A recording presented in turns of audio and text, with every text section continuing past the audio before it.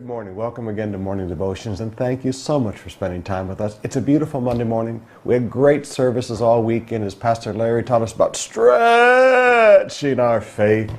So all this week, as you face challenges, as you face need, rather than get discouraged, recognize God is stretching your faith, and let's watch God do miracles for you.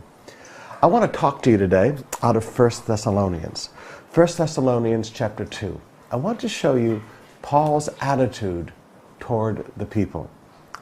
He begins in verse 17. But brothers, when we were torn away from you for a short time, in person, not in thought, out of our intense longing we made every effort to see you. Paul was going through persecution at the time. For we wanted to come to you. Certainly I, Paul, did again and again, but Satan stopped us. For what is our hope, our joy, or the crown in which we will glory in the presence of our Lord Jesus when he comes? Is it not you? Indeed, you are our glory and our joy. So, when we could stand it no longer, we thought it best to be left by ourselves in Athens, and we sent Timothy, who is our brother and God's fellow worker in spreading the gospel of Christ, to strengthen and encourage you in the faith. I want you to notice two things there that are very beautiful. First of all, Paul said, you're not our burden, you're our joy. So many leaders come to me today, and pastors of other churches mainly, and they talk to me and they say, Pastor, some of the people are such a burden. The people are complaining. The people are like this. The people are like that. And I smiled at them and I said, well, you know, it's been like that from the beginning. I mean, look at Moses, what he went through. And Moses never walked away. He stayed there even in their times of rebellion. Moses just determined he would lead these people to the promises of God, no matter what kind of an attitude they manifested toward him. But look at Paul. Even in all the persecution, he said, you know the thing that encourages me? It's you. You know my source of joy?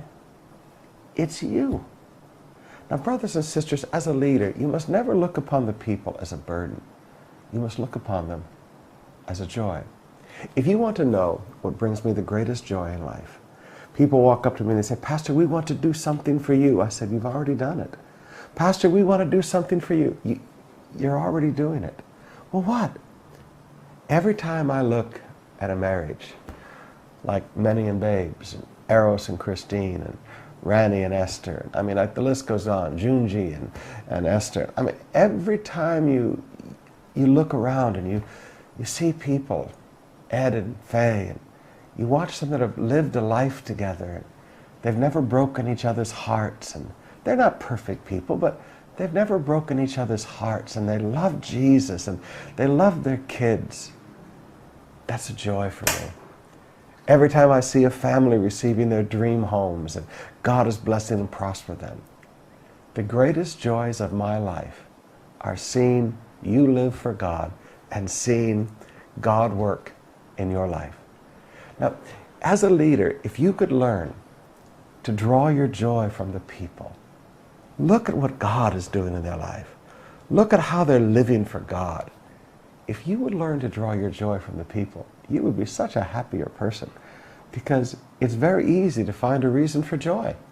All you have to do is look around a little bit and you see all the blessings.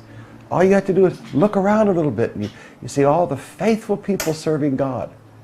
Look at your Connect Group leaders. Look at your Connect Group members. Look at the people that you're helping teach. They are the source of joy in your life. But the second thing he said was, you know, Satan stopped us. I wanted to come and minister to you, but Satan stopped us. Now, persecution was going on. Yes, Satan can sometimes stop us with what we're trying to do for God. But Paul said, you know what? They can stop me, but they can't stop the work of God. He said, you know what? There's more than one way to skin a cat.